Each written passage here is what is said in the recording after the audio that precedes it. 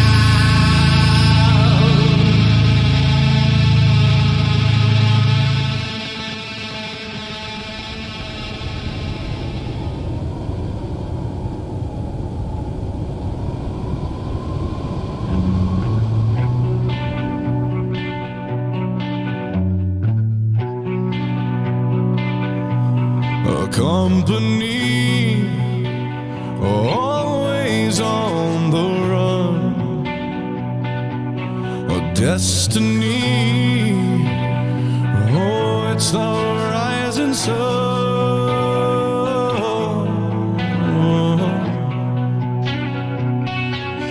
I was born, a shotgun in my hands. Behind the gun, I'll make my final stand. Yeah, and that's why they call me bad company. I can't deny bad company till the day I die. Until the day I die. Until the day I die.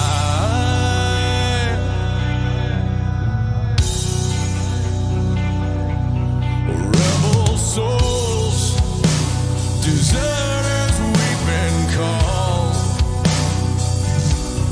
Chose a gun and threw away the sun.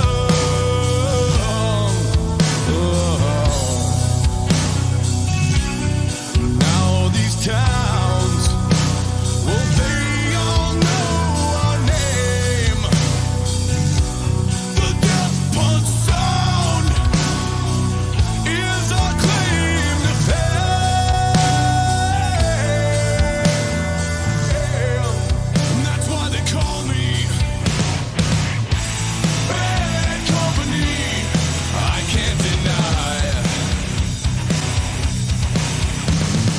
bad company till the day I die.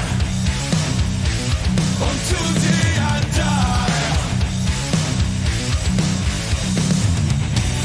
Eye for an eye, tooth for a tooth, blood for blood.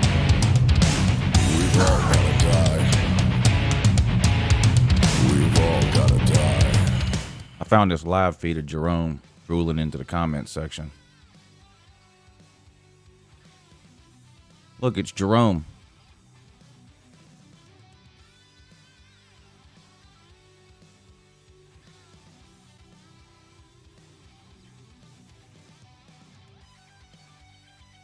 Keep typing.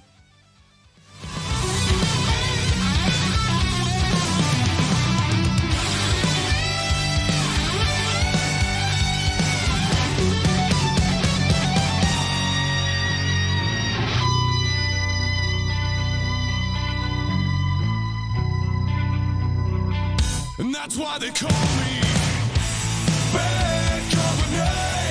I won't deny bad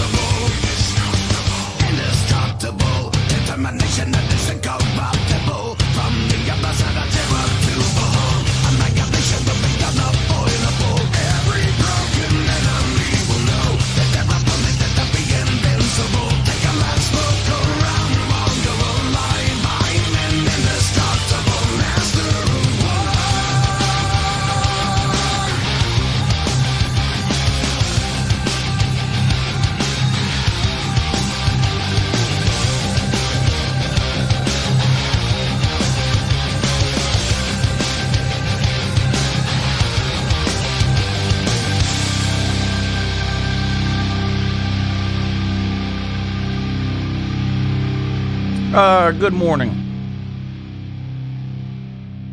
It's Uncle Lou here. Yep, that's right. It's me, Uncle Lou, and guess what? I'm live for you on LouTube today. Thanks for watching.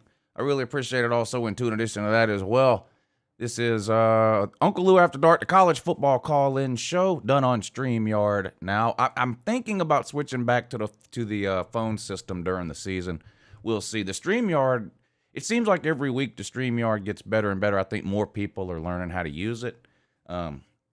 It's probably simpler even than a phone call. The StreamYard. And honestly, it's a lot cheaper for me to do StreamYard than it is the phone system. That phone system costs a lot of money to run. So I haven't decided yet what we're going to do about StreamYard or going back to the phones. But I mean, the last few call-in shows we've done like this on StreamYard, the back room has stayed packed with people the whole time. So if that continues to be the case, then we'll probably just leave it. We'll probably just leave it like it is. But anyway, how's everybody doing? Happy Tuesday. Hope your week has gotten off to a good start. Lots of stuff going on in the world of college football. Big 12 Media Days was last week. SEC Media Days underway. For this week, we've heard from about half the teams and Commissioner Greg Sankey. Nick Saban was up today, as was, Lane Kiffin. Was Shane Beamer today, too? Yesterday you had Brian Kelly, Eli Drinkwitz. Who else did you have? Somebody else I'm leaving out. Anyway, so SEC Media Day is underway this week, continues for another couple of days. If you guys want to talk about that, click the StreamYard link. It's in the description of the video. I'll also post it periodically throughout the show in the comments section. If you've never used StreamYard, it's extremely easy to use. You just click that link, go through one or two prompts. It puts you in a back room where I can see you. And then one at a time, I add you to the show, and we'll talk some college football. Let's take roll and see who all's here today, and then we'll get to the phone calls. Slim Shady, Canes, Casey Purvis, Raj Light, Lizard Circus, Brock, Pete Magaha, Why Not is here. What the hell? What does that say? Oh, Kreiner. Yeah, Kreiner's here. Easy Money, Zona Tucson, Paxton, Brandon Nodine, Matthew Walker, Lizard Circus. What's up, buddy? Hope you and Neil are doing okay. Texas Rocks, Rack Dog, Jerome, Greatest Ever, Matt Dummett, Eli Georgia Bulldogs. Appreciate everybody tuning in today. What's up, Darius? Mark 4276. Glad to see everybody in here. Y'all do me a favor and hit the thumbs up if you hadn't already. There's over 100 people in here. That's great, but only 41 thumbs up. Let's try to get that up to, we'll probably get that to around 75 or so. There's 115 of you in here now, so we ought to be at 117 now. So we ought to be able to get to 75, no problem. Hit the thumbs up if you hadn't already. We're going to talk some college football. Let's get to the phones and see what you guys want to talk about today. Good morning. You're on with Uncle Lou. Good morning, Lou. Good morning, Caleb. What's up, buddy? Yeah, I'm sure you saw Greg Sankey speak. Yes, the other I watched the whole thing. days. Yeah.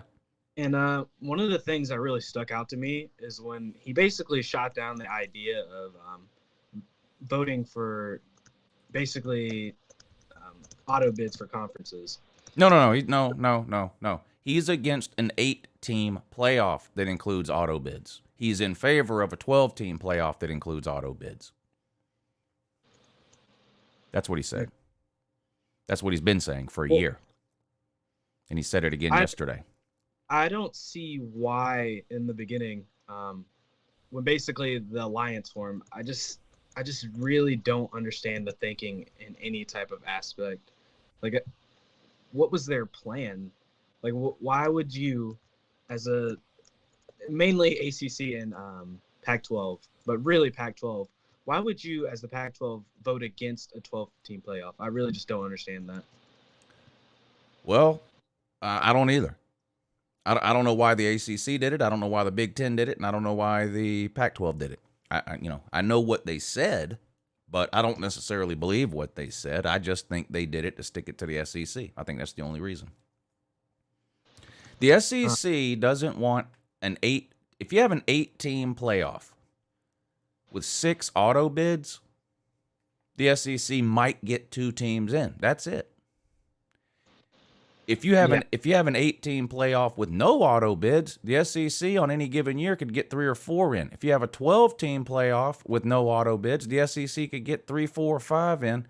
And if you have a 12-team playoff with auto bids, the SEC could still get 3 or 4. So the other conferences want auto bids because they don't feel like they're good enough in a lot of years to earn a spot in the playoffs without auto bids. It's that simple.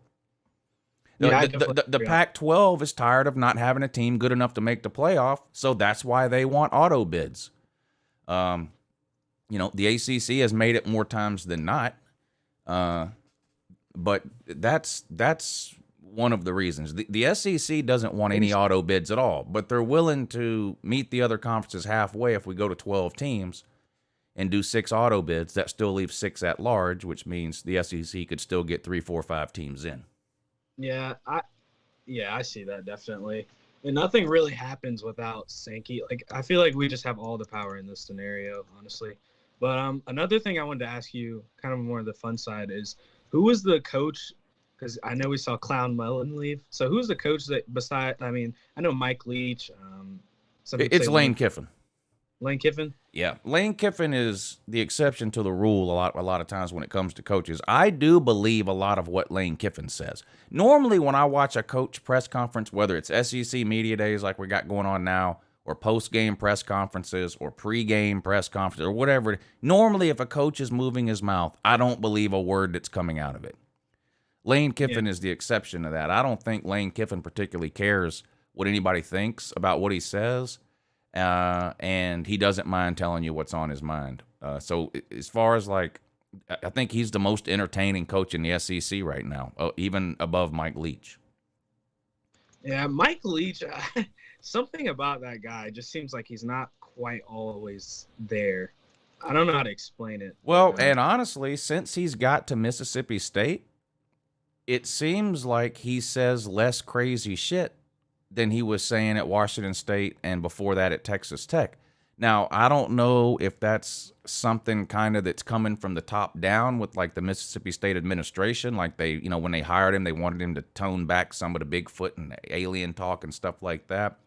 He did have the 5-minute speech last year about candy corn during Halloween. They asked him something and he went on this 5-minute kind of speech about candy corn, and that was funny, but there hasn't been as much of that stuff, it seems like anyway to me, with Mike Leach as there was when he was at other schools. I don't know why that is, but to me, Lane Kiffin has risen to the top in terms of entertainment level when it comes to watching coach press conferences in the SEC.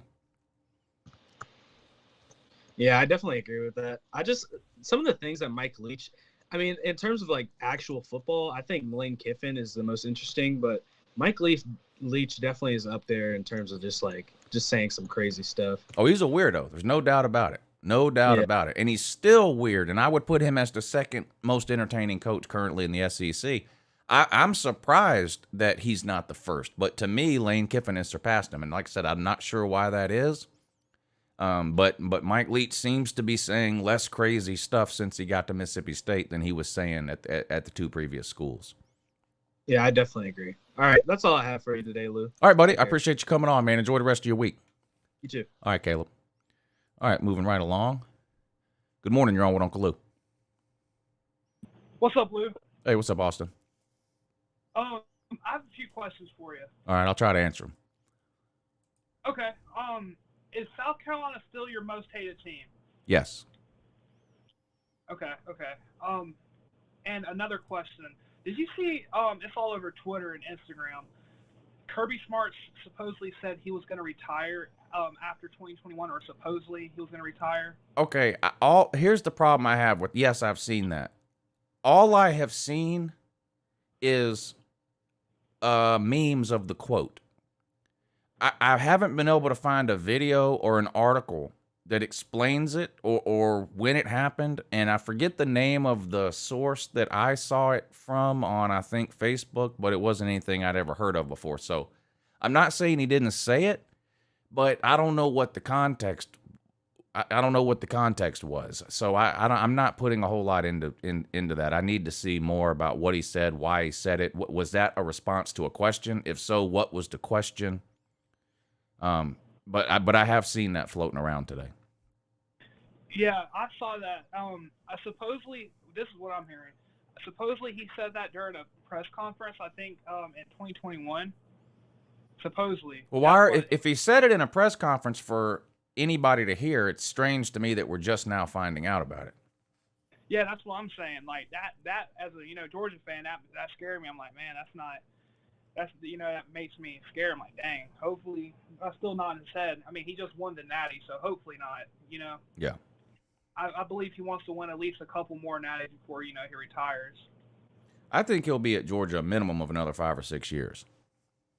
It's hard to ever guess anything beyond 3 or 4 years, really. But I don't think he's, like I said, I don't really know what the context or scenario was or where that quote came from or whatever. I would need to see the whole thing. But I don't think he's contemplating retirement. He seems like a Nick Saban type to me. I mean, doesn't he to you? And everybody in the comments, y'all can answer this too. Doesn't Kirby seem like football is about 95% of what matters to him? And he's going to do it until he's 80? You know what I mean? Huh? I love that. Yeah. And I had one more question for you, Lou. Where'd you get your name, Uncle Lou? I've been wondering that for a while now. The Angels gave it to me. I love that. No. I'm gonna tell the short version because a lot of people have heard the long version. But in a previous life, I worked in the telecom industry, and we used to play tricks on people all the time. Like when they would go on a lunch break or whatever, if they would walk away from their desk for any reason, we would try to find something. This was at a retail cell phone store. Well, way back in the day. Anyway. When people would walk away from their desk or their computer or whatever, we would try to find something funny to hide somewhere around their desk in a drawer or something that they would see as they were interacting with a customer some type of way. And the goal was to try to get them to laugh in front of the customer. It was just like a prank we played in the store, right? Well, I went off to lunch or whatever I was doing one day, and I was the oldest person that worked there at the time, and I wasn't old. I think I was 30 or something. But they used to call me the grumpy old man of the store. Imagine that. Anyway, I went to lunch one day, and I guess they Googled grumpy old man and this weird looking old guy. A picture of this weird looking old guy with his face all curled up, just mad looking. Anyway, they printed it out. And they put it inside one of my drawers, and the name of the old guy just happened to be Lou. And so they kind of started calling me Lou as a nickname at that store. And so when I started a YouTube channel, I just, without even thinking, I just picked that name. So you know what? I've always wondered. I'm kind of glad I got the story now. Yeah, that's it. Well, thank you, Lou, and you have a good day, man. All right, you too, buddy. Thanks for coming on. I appreciate it. Enjoy the rest of your week. Good morning. You're on with Uncle Lou. Good morning, Lou. How you doing? Doing good. How are you, sir? I'm doing pretty good. Listen, a couple of quick questions and a few comments. Some of them are supposed to be funny. Some of them are serious. Okay. One of the first ones I'll say is that was probably Sliced Bread who broke that Kirby story. Yeah, that sounds. Yeah, you know what? You might be onto something there. Sounds like something he would he would be privy to, doesn't it? Yeah. Yeah. First thing, serious wise, how legitimate do you think the Tory Bowles commitment to UGA was? Because you see that his dad is the head coach of the Tampa Bay Bucks. Yeah. But everybody says that Texas got legitimized by Arch committing over there. Yeah. So do you think that brings any legitimacy to what we are doing with our programs with the hashtag line, like Roquan said one time, linebacker you? Well, I don't think Georgia's in need of any additional legitimacy. Georgia's got plenty. They're one of the best 3 or 4 programs in all of college football right now, and they're defending national champions. And they've had 2 Butkus Award-winning linebackers in the last 5 seasons and put a ton of other linebackers into the NFL. I do think that head coaches, whether they're right or wrong or whether it's fair or unfair, I do think that head coaches in the NFL view certain college programs a certain way when it comes to preparing players for the NFL. We've known this forever, right? NFL coaches love Alabama players because they almost always say the same thing. They're the most prepared when they get to the NFL of any player we've gotten from any team. Like, Saban runs his program like an NFL junior team. I think a lot of NFL coaches look at Kirby Smart the same way because he came from that sort of, he was under Nick Saban for so long, the success that he's had and the number of players that he's put in the NFL. To me, getting Bowles was a big deal, not necessarily because he was an NFL head coach's son, but because we have missed on so many of our primary targets over the last couple of weeks. I mean, Georgia has had some epic swings and misses in this year's recruiting class. Now, I'm not nervous. I think Georgia's still going to have a top 5 class, and I think next year they're going to have a top 3 class and probably could be number 1 next year. But when the only quarterback you recruit chooses another team, that's not good. When the only running back you recruit chooses another team, that's not good. We only recruited 1 running back, Justin Haynes. Not only did we miss on him, he's the son of one of the most famous Georgia running backs of all time, Veron Haynes, from the hobnail boot play. He's the one that caught the touchdown pass where Larry Munson went on the rant about the hobnail boot up in Knoxville back in 1999 or 2000, whatever year it was. Those are big misses, especially when you've not been recruiting a second guy. We haven't been recruiting another running back other than Justice Haynes. We weren't recruiting another quarterback other than Arch Manning. So we've had some high profile misses. So to me, getting Bowles is more of a plug the leak type of thing than it is, being excited that we got an NFL head coach's son. But I do think that means something. Like, clearly kids are influenced by their parents, not that they let their parents make the decision for them. But if your dad is an NFL head coach, it stands to reason that you're going to listen to advice from him in terms of maybe where you should choose to go to college, especially when you have the number of options that this kid did. So, I do think that's important. But to me, it's more important just that we got somebody. Yeah. I was going to ask about Haynes and ask about how much you think they're going to replay the hobnail boot now. They'll still replay it. It's arguably the second or third most famous play in Georgia history. I mean, you've got the Run Lindsey Run play from 1980. You've got the Bill Bates play from 1980. You've got the Veron Haynes hobnail boot play. You've got the Keely Ringo pick 6 from this year's national title game. But that hobnail boot play, mainly because of Larry Munson, is one of the most recognizable plays in Georgia history. Yeah. Also, this is just to be funny. How much moonshine or mustard did they not have to throw? They had to sell to give that Tennessee quarterback, that commit. Yeah. That was an $8 million. That's the rumor, $8 million. That's a lot of bottles of mustard, ain't it? Exactly. Yeah. Exactly. Yeah. And my last thing is better line drop. Was it recruiting season by Dan Mullen? Until you mentioned it earlier, I forgot about the whole candy corn thing. The 5-star heart from, who was that, Butch Jones? Yeah.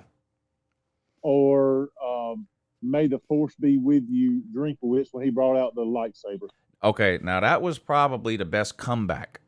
For those that might not know what he's talking about here, do y'all remember when Florida and Missouri played? Florida won, and Dan Mullen showed up in the post-game press conference dressed like Darth Vader. Well, the following year, Missouri beat Florida, and the Missouri coach, Eli Drinkwitz, showed up in the post-game press conference with a lightsaber.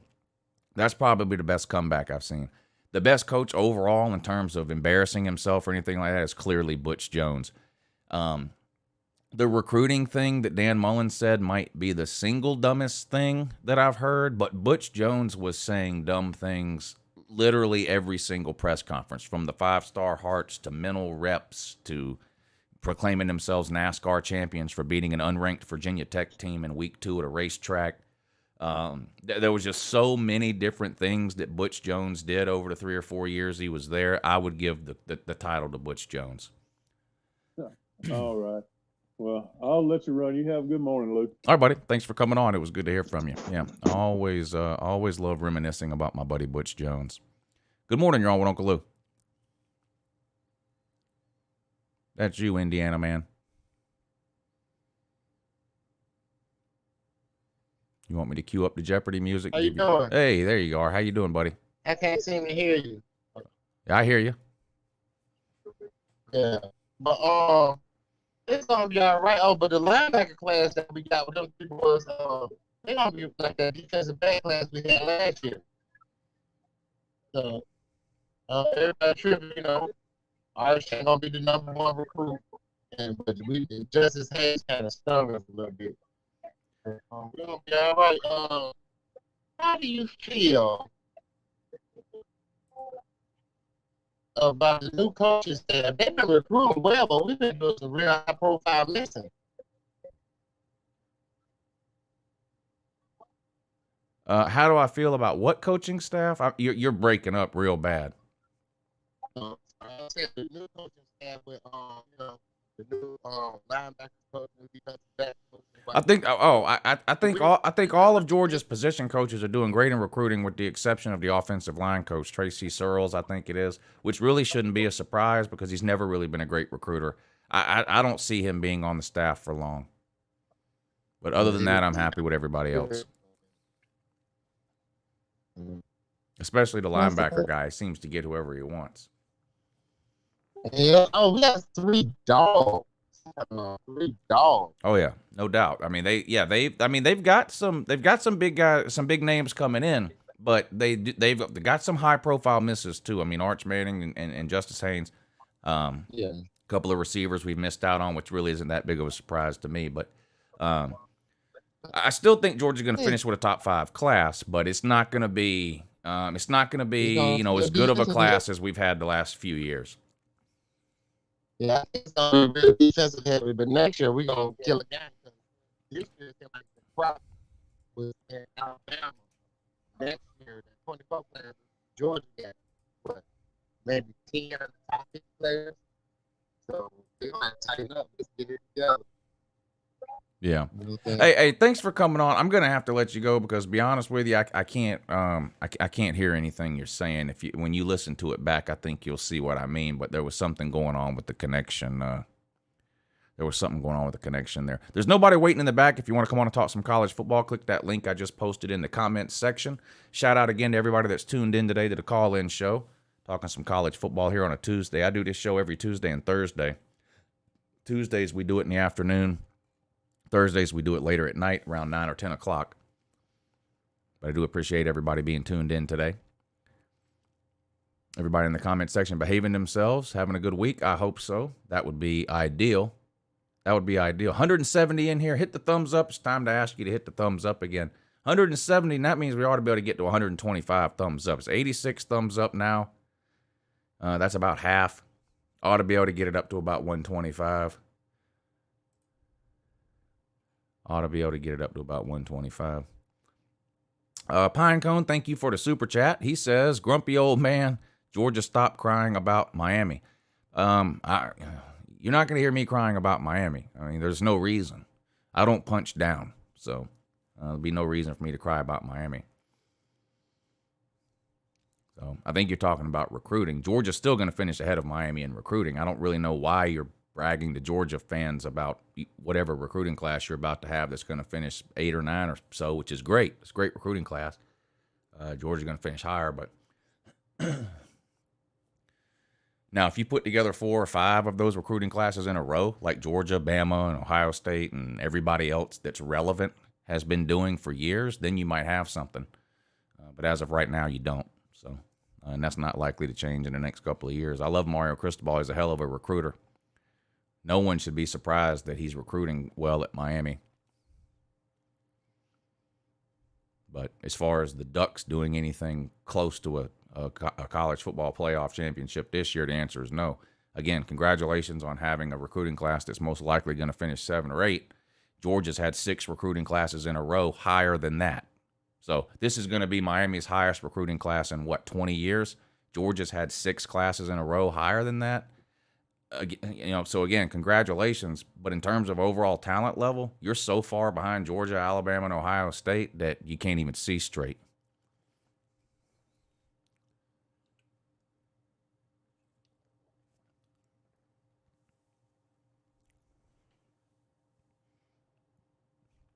Todd Hartley needs to help out Stacey Searle. Somebody does. Somebody does. We're loaded on the offensive line right now. It just seems like over the last year or two, we haven't been recruiting at the level we were in the 2 or 3 years prior to that, which got us to the point we are now where we're loaded with elite offensive linemen. I mean, you got to recruit. I guess Georgia technically could go a year without signing a quarterback. We missed on Arch Manning. I don't see us get any quarterback we do get isn't going to be anybody highly rated because we haven't been recruiting any of them. But I guess you can go a year without recruiting a quarterback. Only one quarterback plays at a time. You have to sign multiple elite offensive linemen a year. Multiples.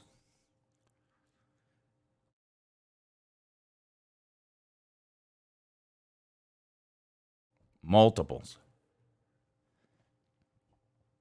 When is Drew Bobo going to start on the line? Never. When his dad takes over offensive play calling from Monken? Well, no, he's still not going to start. And as far as Bobo taking over play calling, that's not going to happen until and unless Monken leaves. And I would not be surprised if this was Monken's last year. I kind of thought he was going to leave last year when we won the Natty. I was surprised he came back. If you look at Todd Monken's career, he's never stayed anywhere longer than 3 or 4 years. I don't know what the deal is. The guy's a nomad. He just likes moving around.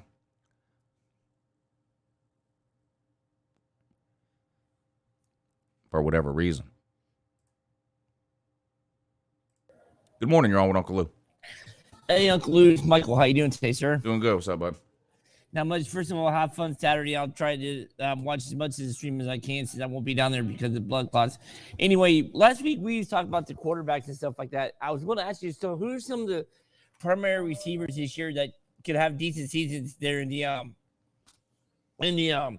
SEC, and maybe some of the tight ends also? Well, all the tight ends worth watching are all wear Georgia helmets. So Eric Gilbert, Brock Bowers, and Darnell Washington. Those are the 3 best tight ends in the SEC, and they all play for Georgia. So forget about any other tight ends in the SEC. As far as wide receivers go, I think Jermaine Burton will have a big year at Alabama. I like Josh Vann at South Carolina. I think that freshman that Mizzou brought in is going to start right away. Don't know how good he'll be because Mizzou's not great overall. What's the guy's name from LSU? Booty. Deshaun Booty. He might be the best wide receiver in the SEC. I'm curious to see how Jaden Hazelwood does coming over from Oklahoma. He's at Arkansas now, and KJ Jefferson comes back as quarterback there. Kentucky needs to find a wide receiver that can step up. I think Will Levis is good, but they need a playmaker on the outside. Ole Miss has got some good wide receivers. Florida doesn't have any at all. Auburn is in the toilet. Yeah, that's pretty good rundown there. All right. Now, speaking of both Gilbert and Brock Bowers, are they both going to start this year, or who gets to start there, you think? Georgia runs 2 tight ends a lot, so it doesn't even matter who technically gets to start. I mean, Georgia plays 2 tight ends a lot of times. Georgia's going to play 3 tight ends a lot this year. You see 3. They'll be all 3 of them be out there at the same time. Who's the third one? I missed the third one. Darnell Washington. All right. Is he a true freshman, or is he redshirt? No, he's a junior. Oh, is he? He's been playing for 2 years. No, he's been playing for 2 years. This is his 3rd year. All right. Anyway, I hope you hit an inside the park grand slam this weekend. All right. Thanks, Hall. Good to hear from everybody. Good morning. You're on with Uncle Lou. How's it going, Lou? Bluegrass Sports Media. Hey, Kentucky man. What's up, buddy? Not much. I have a question. Well, you tell me. I just talked about your boy Will Levis. Who's going to be the go-to guy this year? Is it the new guy? His last name's Robinson too, isn't it? Yeah, his name's Tavion Robinson. Okay, and what was the one last year? Wandale Robinson. But he was Wandale Robinson, right? Mm-hmm. Yeah. Wandale Robinson was the he's gone. go-to guy last year. But now, okay. He's going to be the guy probably. I mean, he had a really good career at Virginia Tech. I think he has over 1,000 yards at Virginia Tech, and I don't know, more than 4 or 5 touchdowns. Right. So he'll probably be the go-to guy. They really like a freshman, and Dane Key. I mean, obviously, you really can't count on a freshman in the SEC. He's another receiver? Yes. Okay. But that receiving room is like a big question mark. Yeah. Not a whole lot of returning production. But my reason for calling today is, Lou, I don't know what it's gonna take for Kentucky to get the credit I think they deserve. I think in people's heads, they're gonna see the blue and the UK on the side of the helmet, and until Kentucky, I almost think Kentucky has to win the East for anyone to take them seriously. Well, as far as casual fans, and I don't use the term casual fan as an insult. To me, a casual fan is somebody who starts paying attention to college football at the end of July or August, watches their team play every week, maybe watches one other game a week, and then as soon as the national title game is over, they forget college football exists until the following July or August. And that's the majority of college football fans. We're the exception. The people on YouTube and the people in the comments section that talk college football on some random Wednesday in May, we're the exception. We don't make up the majority of college football fans. So those casual fans, it's going to take Kentucky beating Georgia, winning the East, something like that. I mean, they just, they've looked down at the end of the year. Let's say, some random idiot is 30 years old. Well, for 28 of those 30 years, he's looked down at the end of the year, and Kentucky's been sitting on 6 wins or whatever it is. You know what I mean? Just in general. So it would take something remarkable to change those people's minds. Anybody that pays attention to college football like I do and like a lot of the people in this comment section do, and I understand that a lot of what is said in the comment section, especially here, but just in YouTube on general, is trash talk. But I think everybody that is paying attention to college football year-round is smart enough to understand that this ain't your daddy's Kentucky team. I mean, this isn't a 4-win team. This is potentially a 10 or an 11-win team. Now, we'll see how it goes. That maybe they go 8-4. I don't know. But this is not the Kentucky of old where you can just say, well, hopefully they beat Vandy and maybe South Carolina, because other than that, I mean, that's not the case. You could beat Florida. You could beat Tennessee. You get Georgia at home. I mean, it's not out of the realm of possibility you beat Georgia. I think out of those teams, Georgia's the only team that is clearly better than Kentucky. Yeah. That doesn't mean you won't beat them, but the point is, no one should be surprised if Kentucky beats Tennessee or Florida or Missouri or South Carolina or Vandy. And for the casual fan, they're just not used to seeing that. So to answer your question, it would take something miraculous, like an 11-1 season and a trip to the SEC title game. I mean, South Carolina went 11-1 3 years in a row under Steve Spurrier. No one noticed. You know what I mean? I mean, that's just a sad reality. That was a great run for Carolina. And Kentucky's on a similar run to that now. They haven't had the 11-1 seasons or the 11-win seasons that South Carolina had, but they're on a run right now that is way above their average. Yeah. But the average casual fan is just looking down at the end of the year and saying, oh, Georgia and Bama again, or your Florida and Bama again, or there's LSU again. They're not seeing Kentucky. Making a New Year's Six Bowl would be a logical next step that I think would cause more people to pay attention, Yeah. That's something you haven't done yet. That is definitely within reach this year. Yeah. Now, to that point, in your opinion, do you think Kentucky's reached their ceiling? No. No. Especially, I think we talked about this last time, or maybe it was with somebody else.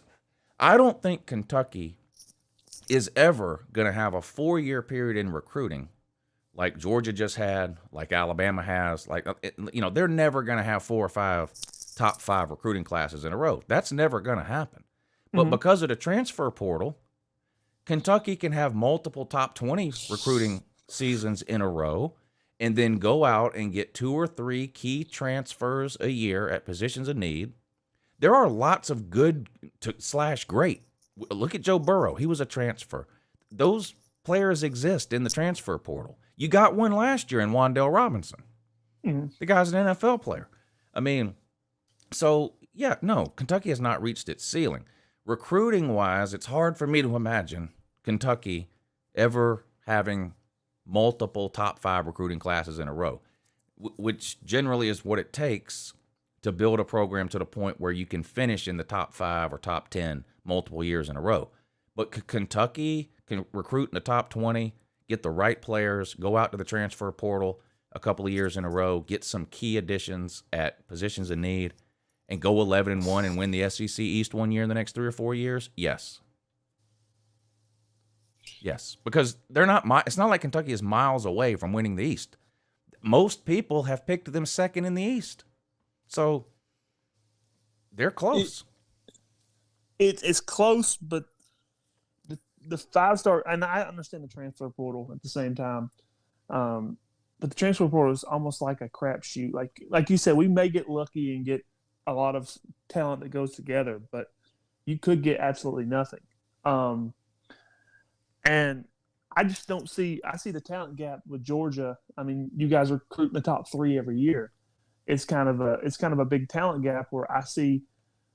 I don't want to say Kentucky's at their ceiling because I'm an optimistic fan and I do that, but I just don't see us winning the SEC East in the next 3 to 5 years. And if we don't win the SEC East, then the second is the best we're going to be, and I think that's the ceiling. Well, but there's a difference between what were y'all last year, 9-3 in the regular season? Yes. Okay. There's a difference between finishing second in the East at 9-3 and playing in the Outback Bowl or whatever it was. Mm-hmm. Outback Bowl beat Iowa. There's a difference in that and being 11-1 and finishing second in the East and playing in the Sugar Bowl. That's true. You know, that would be a huge deal for Kentucky. A huge deal. Have they ever played in the Sugar Bowl? I'm seriously asking. Tell you the truth, I don't know. I know they had some good teams 50 years ago, and I'm not even being sarcastic. They did have some good teams like 50 years ago. They may have made a Sugar Bowl. Does anybody in the comments know? I don't know. But in modern times, in 1950. Yeah, okay. They probably played in the Sugar Bowl then. Yeah. But in modern times, the Outback Bowl has been the ceiling for Kentucky. And I don't think that's currently the ceiling. So I think there is room to grow for Kentucky. And I do think Kentucky could win the East in 3 or 4 years. We don't know what's, Georgia's got all these quarterbacks. We've never seen any of them play. Stetson's gone this year. What if one transfers out, one's not any good, and the other one gets hurt? I mean, you just don't ever know. I mean, I think Kentucky is positioned to do well in the East. It's going to be hard to win the East with Georgia there. There's no question about it, but it's not beyond the realm of possibility. And like I said, most years in my lifetime, it has been beyond the realm of possibility for Kentucky to win the East. That's not the case now. So, what was I thinking? So how do you think the Spencer Rattler thing will go over at South Carolina? Do you think is he going to be the guy that takes them from 6 to 8 wins? I don't think they can win 8 games. No, they're scheduled too hard. Scheduled too hard. I mean, they play Arkansas and Kentucky Arkansas and Georgia in the first 3 weeks of the season. They at Arkansas. That's probably a loss. Georgia's a loss. Clemson at the end of the year. They haven't even scored a touchdown on Clemson since 2019. Florida, 50-50. Tennessee, probably a loss. Mizzou, they should beat. Vandy, they should beat. Texas A&M's probably a loss. I think South Carolina's a better team this year than they were last year, and Spencer Rattler's a big reason for that. I think Spencer Rattler's a good quarterback. I think he's going to have a good year at South Carolina, but I don't think they're winning 8 games. Yeah, I mean, that's South Carolina's schedule. I mean, but it's brutal every year to Jackpot. Like Jackpot said, it's brutal every year. It's brutal every year, but you don't have to play on the road at Arkansas every year when they're a top 15 team. That's a good point. That's true, but you do have to play Georgia and Clemson every year, which are perennial playoff contenders. Right. And then A&M, who isn't getting any lighter with their recruit. But A&M's been an 8-4 team for a decade. Yeah, but they just had the number one recruit. And they can't beat and South Carolina can't beat them. So I doubt they can beat them now when Texas A&M's likely to go 10-2. Yeah, that's true. That's 100% true. Well, I appreciate you having me on and for answering my questions. Yeah, buddy. Good to hear from you, man. Good luck to Kentucky. Why does it seem like I'm higher on Kentucky than he is? You're the Kentucky fan, sir. You're supposed to be the glass half full guy when it comes to Kentucky. Not me. Good morning. You're on with Uncle Lou. Hey, I'm a Miami fan, as you can see, but Well, maybe you'll grow out of it. I don't know. I have two questions for you. You big dummy. Go ahead. That's funny. I have two questions for you. With the recruiting momentum that Miami has had over the summer, do you think with a 9-10 win season this year with our schedule, do you think we can finish with a top 5 class the way Mario Cristobal can recruit? I wouldn't be shocked if Miami finished with a top 5 class, but if I had to guess right now, I would put Miami in the 7 to 8 range, which is still really, really good. I mean, it's going to be the best recruiting class Miami's had in 15 or 20 years. I mean, it's a great class. I'm not knocking it at all. That's a great class. But I wouldn't bet on top 5. I would bet on top 10 right now. Yeah, I heard that we're on track to sign one of the best classes this year we've ever signed. Yeah. Mario Cristobal is an elite recruiter, and not only that, his entire staff is made up of elite recruiters. I mean, there are 2 former head coaches on that staff. All the position coaches are elite recruiters with ties to either the Florida area directly or the southeastern United States in general, which is where the majority of the talent is. Anybody that is surprised about how Miami is recruiting just didn't pay attention to the staff that was put together down there. I'm not surprised at all. I've been saying it since February. The talent level at Miami, whatever anybody thinks the talent level is, right? Whatever you think it is. If you think Miami's talent level is currently here, well, in 2 or 3 years, it's going to be here. If Mario Cristobal doesn't do anything else, he's going to drastically increase the overall talent level at the University of Miami by a mile. Yeah, we got Georgia's DB coach, Coach Adai. He's Yeah. been recruiting really well. Yeah, he's a good one. Do you think that I think UGA is probably the lean right now for 5-star safety Jonel Aguero, I think his name is. But Miami's in it. I think it's Miami or Georgia, but I think Georgia could be the lean right now.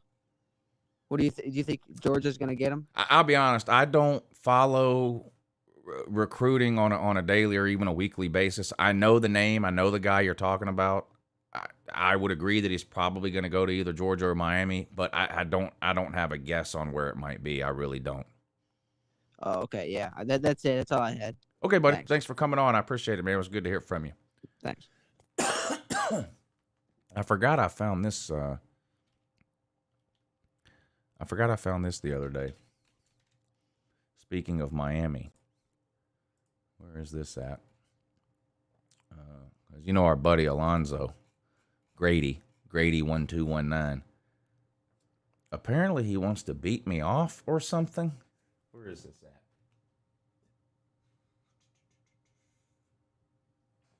Right here. Do any of y'all watch Grady anymore? I don't know if anybody watches him anymore, to be honest. Let's go with that.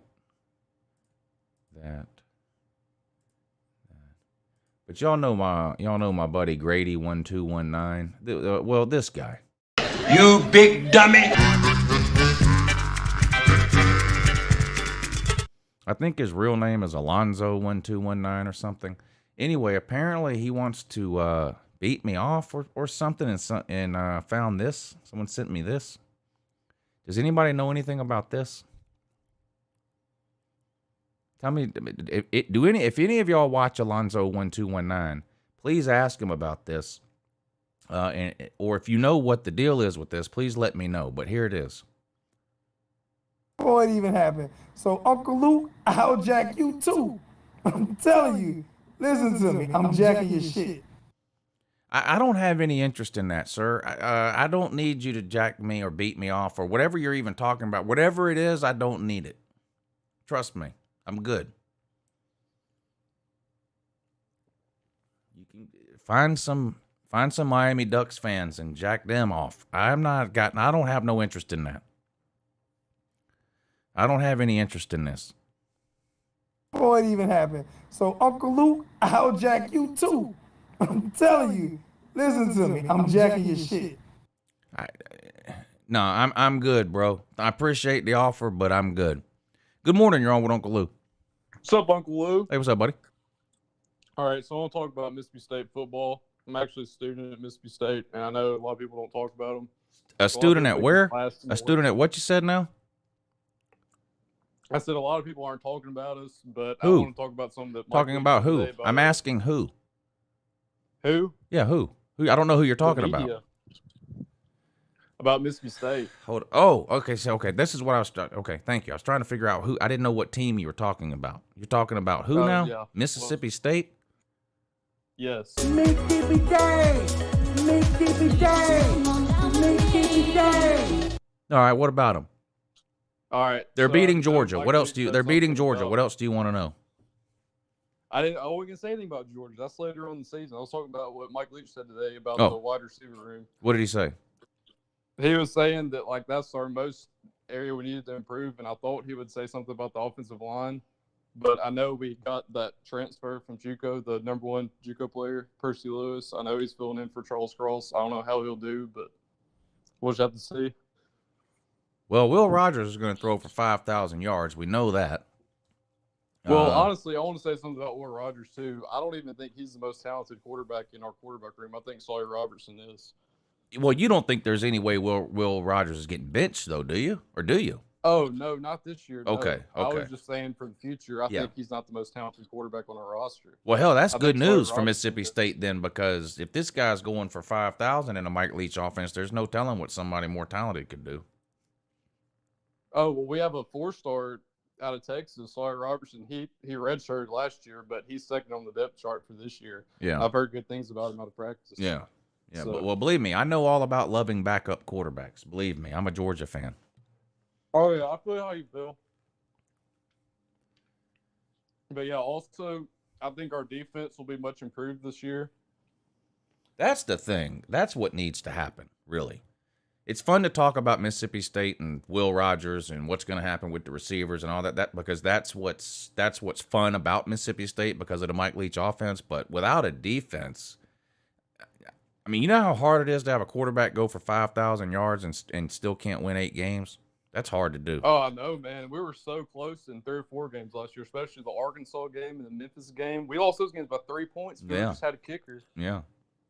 Even the LSU game, I mean, we turned the ball over 3 times in the first half, and, you just got behind and we couldn't catch back up. Right. Same with the Ole Miss game. We were just so close, and if our defense can just take that next step, I know Zach Arnett, I've heard good things about him, but if we can just take that next step, I think we can win 9 or 10 games this year. I know our schedule's very difficult. Well, that would be great. Yeah, that would be an amazing season. Oh, yeah, and I know at the beginning of the year, we have some games at opportune times, especially the Texas A&M and Arkansas game, because we played Texas A&M the week before they play Alabama, and we play Arkansas the week after they play Alabama. Yeah. Well, So I both wasn't those kidding. I games think you're beating Georgia. So you think Georgia's going to go 11-1? Yeah. Yeah. It's hard to find the loss. I do think Georgia's going to go 11-1. It's hard to find the loss. You can almost throw a dart. I mean, we're going to be double-digit favorites against Mississippi State, but we're going to be double-digit favorites against everybody. But if you look at Georgia's schedule, like we have a bye week. We come out of that. We play Florida, which is always one of the biggest games of the year. Yeah. Then we play Tennessee at home. Then we play at Mississippi State. And then we play at Kentucky. It's a pretty tough stretch of games there, and Mississippi State is the unfamiliar opponent of those 4. We got to play them on the road, a place Georgia's not used to playing. And I feel like Georgia might be overlooking that game. Oh, that atmosphere will be electric, man. Right. Whenever State sells it out, it gets really loud in there. I know for some like the non-con games, you really don't see that many people, but whenever we play like a big opponent like Georgia or Alabama, it gets really loud in there. Yeah, be plenty of cowbell. Oh, yeah. Also, on our schedule, we play Auburn before y'all and East Tennessee State after, so it kind of sets up good for us as far as on our schedule. Yeah, those are 2-0 teams because Auburn's in the toilet. You ought to be able to handle them, no problem. Oh, yeah. Well, Auburn has a lot of offensive issues. I know they have Tank Bigsby, but they still have offensive line issues and quarterback issues. Yeah, so. yeah. And head coaching issues. Oh, yeah. I don't think he'll survive the season. I don't either. They really need to win their first 4 or 5 games. Yeah, and that's not going to happen because they play Penn State. They're going to lose to Penn State, I'm pretty sure. I don't even know if they can beat LSU, honestly. Yeah, that's bad LSU's news. got 2 or 3 good quarterbacks and good defense. Yeah. I know they have secondary issues, but their defensive line should be pretty good. Yeah. Yeah, All Auburn's right. going to be a Well, thanks. disaster. All right, buddy. It was good to hear from you, man. Good luck to Thanks. your Well, man. good luck to Mississippi State this year. Yeah. All right, buddy. Raj, thank you for hitting the super chat earlier. I'm sorry I missed that. I'm just now seeing it. He says the third trophy will be brought home Saturday. Can't wait for my team to embellish in greatness. Can I get a go dogs and fuck team fools? Yeah, fuck team fools and go dogs. For those of you that don't know, a lot of your favorite college football YouTubers and people from the comment section are all getting together this Saturday in Athens, Georgia for a softball game. And our buddy Raj is one of the team captains, and he was smart enough to pick Uncle Lou on his team, which was a great move on his part. Now, he picked me dead last, though, and I still am mad about that, Raj. I don't know what you were thinking in that. I mean, obviously, you were smart to pick me, because I'm most likely going to be the MVP of the game. But you picked girls ahead of me. You literally picked me dead last. So I love you, but like I'm having mixed emotions about that. Just being honest with you. It seems kind of wrong. Good morning, you're on with Uncle Lou. Lou, sir, how are you? Oh my God, Slim Shady Canes, what's up, buddy? Can you find out what's going on with your cousin Grady? I ain't got no interest in it. Okay, because for some reason he wants to beat me off. I've sworn off most of the Miami YouTubers. Okay. Which is a lot of YouTube channels, by the way. Oh, I know. Yeah. Well, what's on your mind today? Well, I've got a concern for you, but I've got to clear up some inaccuracies. Now, Lord knows I like to troll just as much as the next person on here. But you know as well as I that there's got to be a little bit, at least a little grain of truth behind the troll for it to work. Right. And to say that Mario would bring in the greatest class Miami's had in the past 20 years, there's not even a grain of truth in that. No? No, Miami brought in the #1 class in the country in like 2008. Oh. Yeah, I had no idea. And couldn't even win the ACC one time with that class? Wow. Yep, no. Mark Richt brought in a top 10 class. Yeah. But then he had a heart attack, had to go. Right. Just some inaccuracies to clean up. Now, I didn't know Stacy Searles was your offensive line coach. I'd be screaming from the top of the nearest water tower to get him out of Athens immediately. Yeah, it's one of the only misses I think Kirby has had in terms of hiring, and it seemed like an obvious miss at the time. It seemed avoidable because he had a track record of not recruiting very well. So it's weird. That was a weird hire to begin with, and there's a lot of Georgia fans that aren't happy with the way the offensive. Again, I don't follow recruiting, but I'm in a lot of Georgia groups and stuff, and I hear a lot of people complaining about Searles and his recruiting.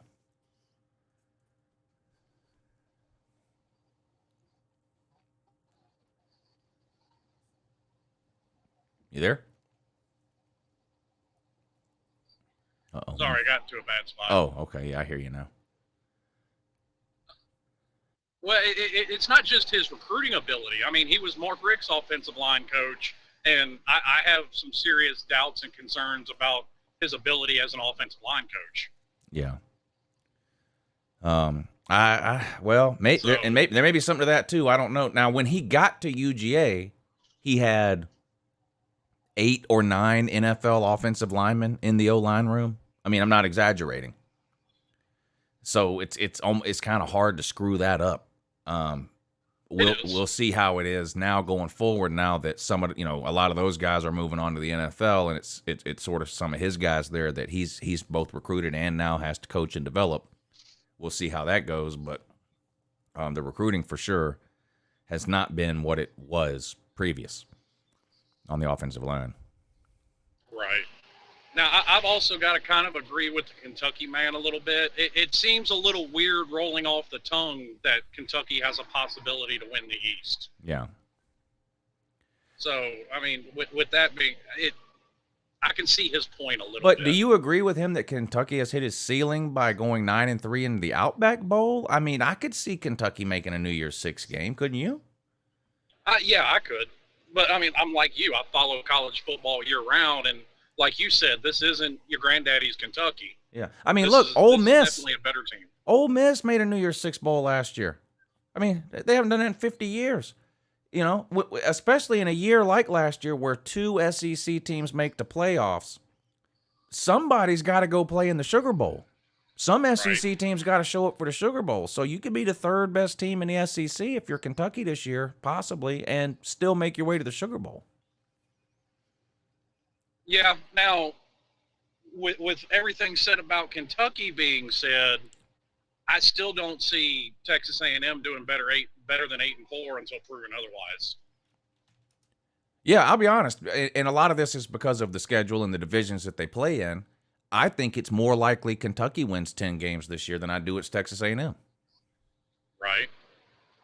Now, I probably would pick Texas A&M to beat Kentucky if they played head-to-head, but, you know, that doesn't matter when you're trying to figure out what their records are going to be because they don't, you know, they play totally different schedules. You know, Kentucky gets to play everybody from the East. Texas A&M's got to play everybody from the West. That's a little bit more difficult. Plus, they play Miami. So, yeah. Now, I actually, I wanted to get your take on this. I got on there with Tiger Baskins the other day, and I actually picked Arkansas to finish second in the West. It wouldn't surprise me. Wouldn't surprise me. Second place is second place. It's hard to figure the SEC West out this year because, you know, LSU has been down for 2 years and now they got a new coaching staff. Texas A&M, like you said, seems to find a way to lose 4 games a year. Ole Miss was the second best team in the SEC West last year, but they've lost a ton on offense, including Matt Corral, and their defense is still pretty bad. You know, Mississippi State's defense is even worse. Auburn's in the toilet. It's hard to figure out who that second team in the West might be. Yeah, I mean, you know, conventional wisdom would suggest that it should be A&M, but I think outside of Alabama, Sam Pittman has Arkansas playing the most disciplined football in the West. I agree. You know, Arkansas is kind of the Kentucky of the West. You know, they don't have top 20 talent overall, but they're very well coached. They don't make a ton of mistakes. They've got good offensive and defensive lines. You know, Arkansas almost beat Alabama last year. I mean, those are two kind of those two programs are kind of in similar places right now, I think. I agree. And one more thing before I let you go, because I'm sure there's other people. I have to disagree with the line of thought that's been going around, you know, you in the comments section this offseason. I don't think people were off by a year with North Carolina. I do think North Carolina is going to be a decent team. I think their defense is going to be pretty good, but I could still see them ending up with a very similar record because I don't think their offense is going to be very good at all, especially starting either a redshirt freshman or a transfer quarterback. Yeah. That's what it's going to come down to. I mean, people were disappointed in Sam Howell last year, right? Only because he played so good the 2 years before. Well, what if this new quarterback that plays this year isn't even as good as Sam Howell's worst year, which was last year?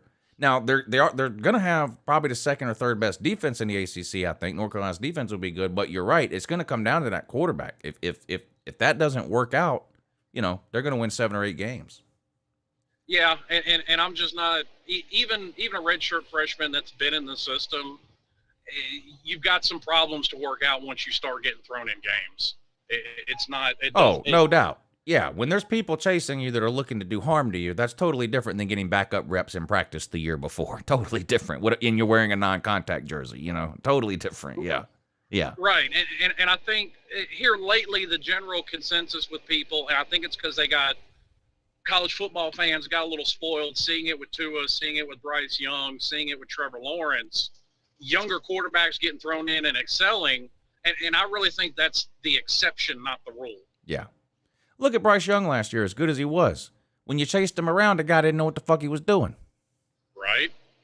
I mean, as bad as Auburn was, he He sure didn't win the Heisman off of that game. No, Auburn got after his ass, rushed 7 or 8 people every single play, had 8 sacks against him in that game, and they couldn't get a first down. Georgia in the national title game, Bryce Young didn't have time to think, and didn't play that well. Right. And threw the interception that sealed the game. So yeah, make a lot of extra. You make a lot of great points as usual. I try, sir. That's all we can ask of anybody is to try. All right, buddy. Be safe on the road. All right, boss man. All right, talk to you later. All right, we got Nick, EMA, and Jackson coming up next, but we've been on for a little bit over an hour now, and Uncle Lou's got to take a pee break. So this is something I've been doing lately that's a lot of fun. I watch Gold and Blue Man videos, not for the information he provides, because the information is complete bullshit, but it's fun to watch these videos on 2x speed, because he already is one of the fastest talking people on YouTube. So watching Gold and Blue Man's videos on 2x speed is hilarious. Now, the conspiracy theory that he's holding on to today is, quote, the Big 12 is helping Notre Dame to stay independent. Yeah, because that, there's nothing the Big 12 wants more than an independent Notre Dame. So, of course, this makes perfect sense. But anyway, so while I go pee, I'll play some of this Gold and Blue Man video for you on 2x speed. It's hilarious. It always is. Got my notes, check. Pepsi, check. Sunglasses, check. Hat, check. Thick skin, check. And sources, check. Let's go.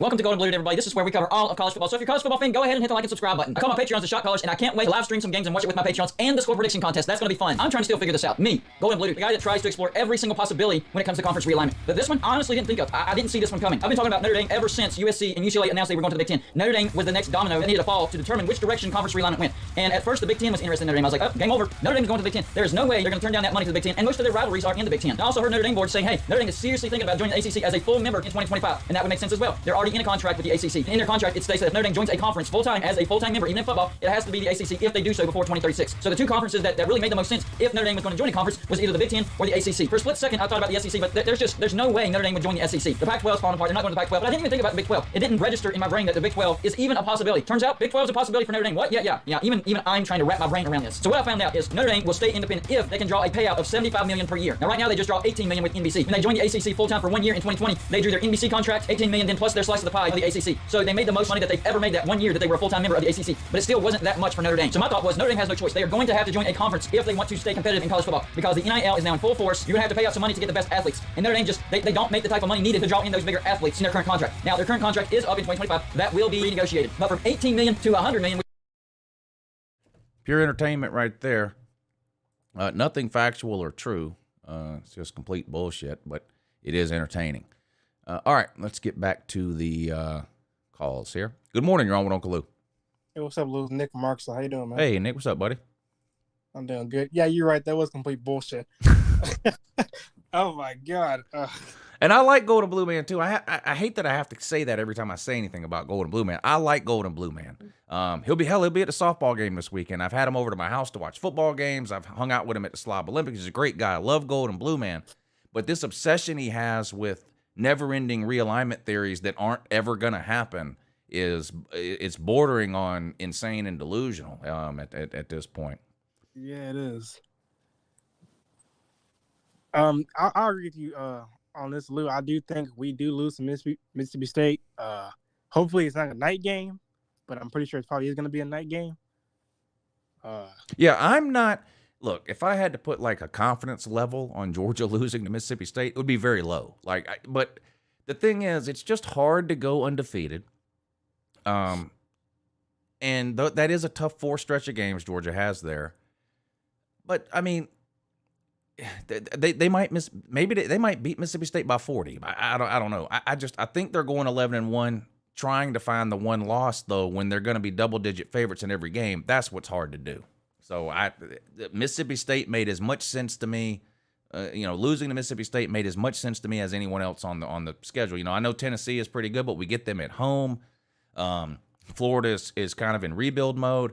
I think that Kentucky game at the end of the year, even though it's on the road, I think that's a game Georgia's going to get up for. And Kentucky has struggled against Georgia because of the style of offense they play. I feel like the Mississippi State game is just as likely to be a loss for Georgia as any other game on the schedule. And if we go 11-1, I'm not going to be mad or upset. I mean, hell, no, me either.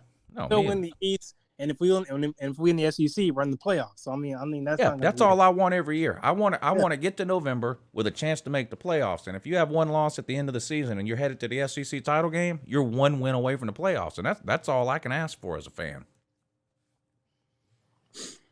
All right, that's all I can ask for too, man. I don't know if you follow this YouTuber or not, but he does college football too, and his name is SG1 Sports.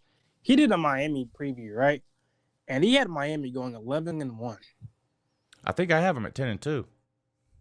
He had them 11-1. He had them beating A&M on the road and then losing to Clemson at Clemson, and then them pretty much having a rematch in the ACC title game. That's basically the same thing I had, except I've got them losing only because it's on the road, though. I think if Miami had them at home, and I still think Miami's got a chance to win that game on the road, but I did go with Texas A&M, and then I have them losing to Clemson in the regular season as well. So I guess we had very similar predictions for that.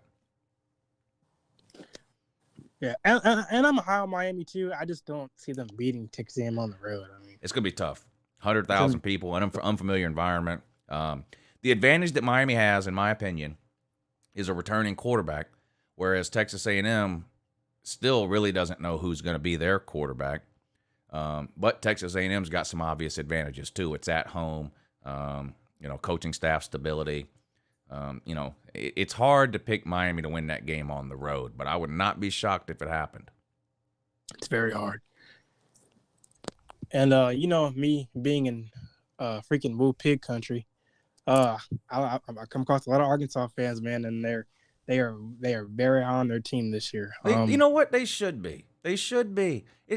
These teams that have been just bottom dwellers for a long, long time, and now no Arkansas fan seriously thinks they're winning a national title. But if you've been as bad as Arkansas was, you have every right to be excited about the possibility of winning 9 or 10 games. I mean, that would be a great year. And it's the same is true for South Carolina. I don't blame South Carolina fans for being excited. They got Spencer Rattler. They won twice as many games last year as most people thought they would. I don't blame them for being excited either. Like when you've been that bad for that long, it's hard as a Georgia fan or Alabama fan or Ohio State or Clemson or whatever who's been averaging 10 and 11 wins a year forever. It's hard to look at a team that's about to win 8 or 9 games and understand why their fans are excited about that. But you have to realize where they're coming from. When Dabo won 10 games the first time, Clemson fans were ecstatic. Ecstatic. Now he goes 10-2 and they pissed off. That's just the way it goes, Yeah. And I don't know if you know this, but do you know who the head coach of Missouri State is? Missouri State, I do not. Bobby Petrino, and he's coming back to Fayetteville. So imagine that. That's going to be a scene. That's going to be a scene there. And they play them right after they play South Carolina. I'm like, wow, that's gonna be interesting. Yeah, that's wild there. I don't think it'll be quite as crazy as Lane Kiffin's return to Knoxville last season, but it's going to be wild. I think you're going to have a whole bunch of people with neck braces and freaking ex-girlfriends. Yeah. I can see the trolls now. I can see it now. That's funny. Because I didn't know that, and I didn't know that at all until I heard it on like the radio station here, and like, yeah, Bobby Petrino's going to come back to Fayetteville. Like, wow, that's going to be, damn. Yeah, that'll be interesting. All right, buddy. Thank you for coming on. It was good to hear from you. All right, man. All right, we'll talk to you later. Gray Man says, what record does Jimbo need to finish with to keep his job if he loses to Miami? Well, first of all, I don't think Jimbo's getting fired this year. I mean, I guess if they went like 4-8 or something, maybe. But I don't think, I mean, Texas A&M could lose to Miami and still go 9-3, maybe even 10-2. I mean, I think they need to win more than 8 games just from a perception, standpoint. Because, we've just seen them lose 4 games so many times, but I don't think there's like a number like, if Jimbo doesn't win however many games, he's getting fired. I don't think he's getting fired this year. I don't even think he's even close to getting fired right now. Good morning. You're on with Uncle Lou. Hey, Uncle Lou, how are you doing? Doing good. How are you? I'm doing good. I heard your conversation earlier with Slim Shady Canes, and I think you did mention Ole Miss with their first Sugar Bowl appearance in a while. I think they actually.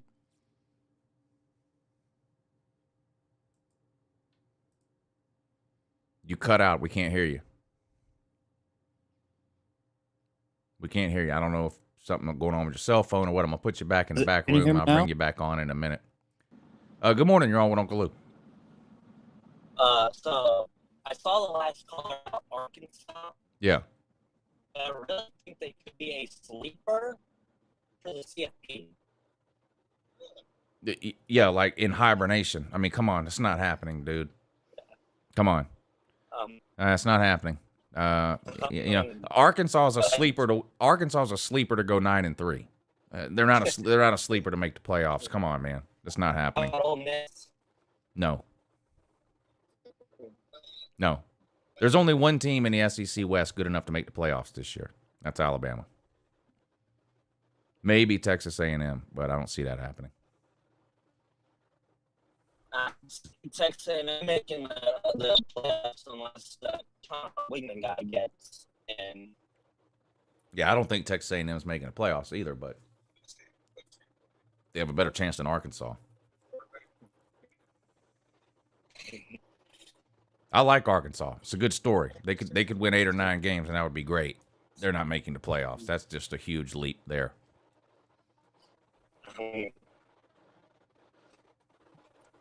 But I do like KJ Jefferson. I do too. He's great. Probably the best running quarterback in the SEC. I got Castlewood. I think Kears Jackson could take a bit of a leap this sophomore year. Yeah, there's a lot of reasons for Arkansas fans to be excited. None of those reasons involve the college football playoff, though. You're talking about Arkansas doubling their wins. That's what we're talking about here. They would have to double their wins. Arkansas is not a team that's been winning 10 and 11 games a year. They're a team that's been winning 7 and 8. You have to double that to win to make and win the playoffs. It's not happening.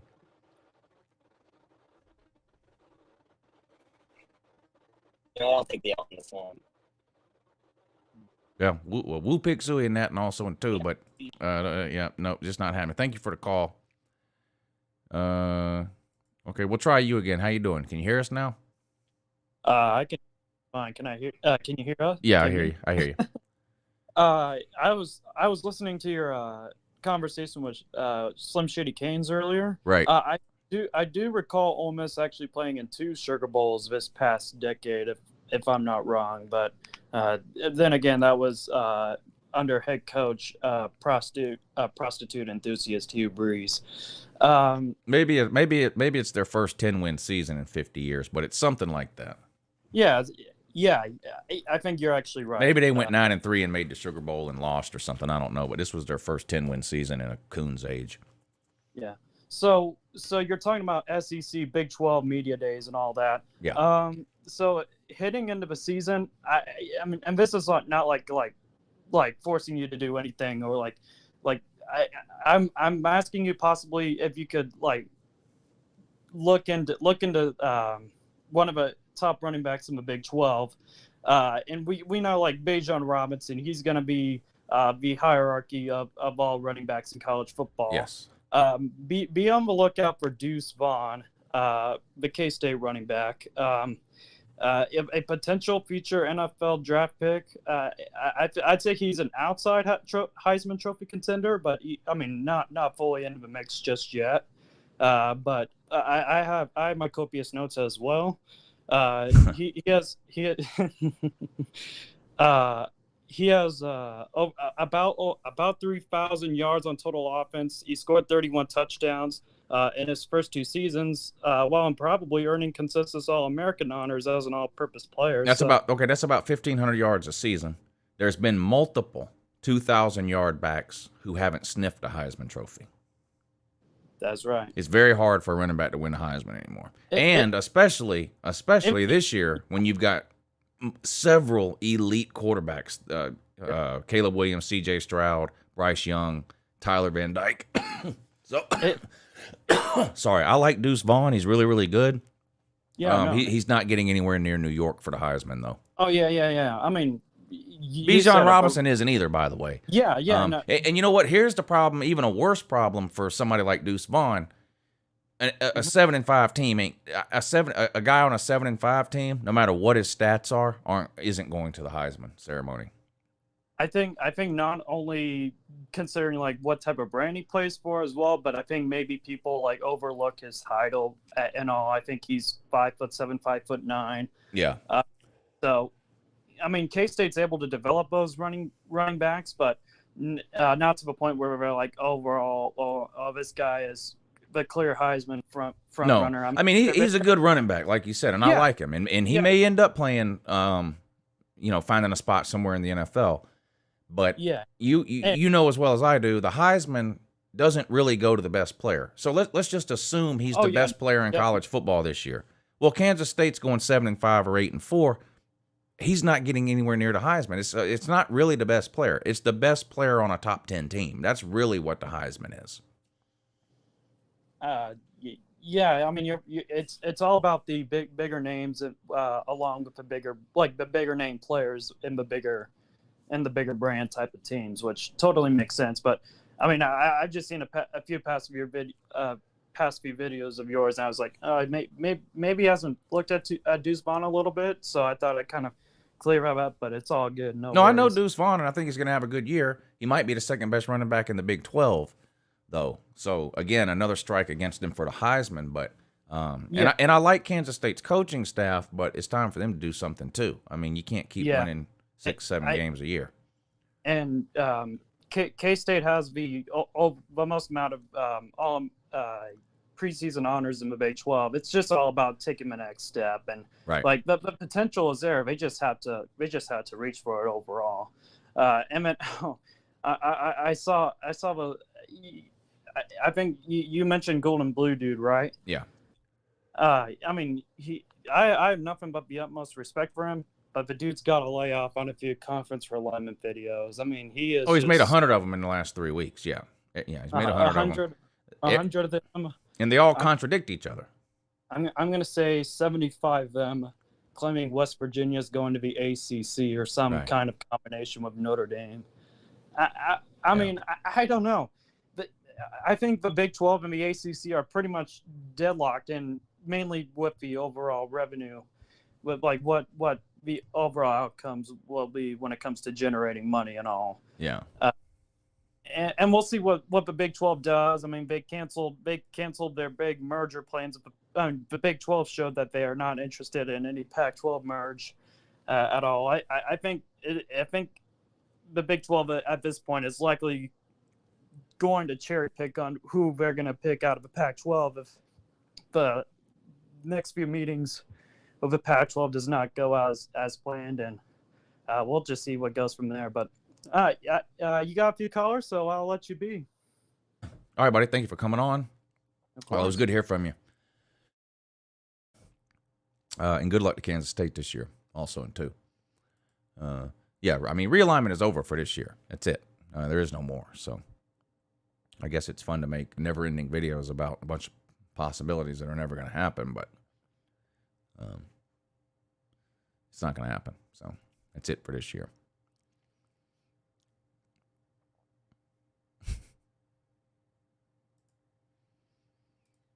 All right, everybody. I appreciate y'all tuning in today. There's nobody left in the back room, so we're going to call it a show. If you enjoyed today's show and you would like to help support the channel, there's a couple of great ways you can do it. Of course, there's the Super Chat right below the comment section.